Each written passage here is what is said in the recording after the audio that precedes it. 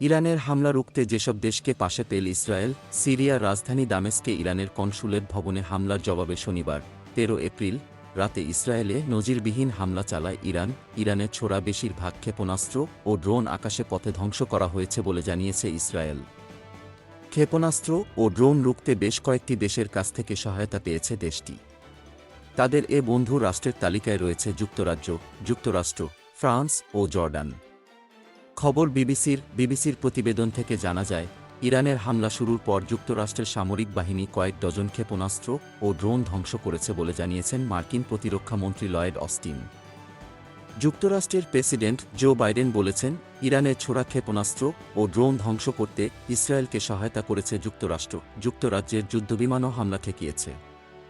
ইরানের নিক্ষেপ করা ক্ষেপণাস্ত্র ও ড্রোনের অনেকগুলো আকাশেই ধ্বংস করে দেয় সিরিয়ায় থাকা যুক্তরাজ্যের রয়্যাল এয়ারফোর্সের জঙ্গি বিমান।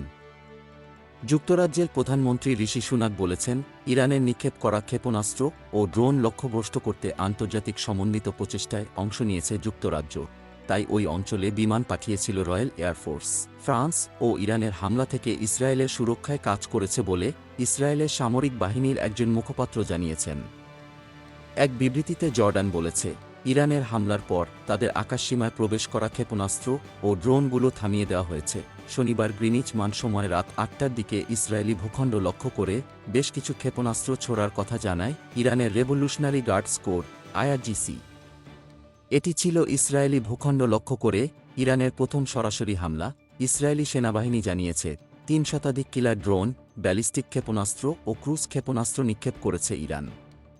বেশিরভাগ ক্ষেপণাস্ত্রই ইসরায়েলের আকাশসীমায় ধ্বংস করা হয়েছে, তবে দক্ষিণাঞ্চলের একটি সামরিক ঘাঁটিসহ কয়েকটি জায়গা আক্রান্ত হয়েছে।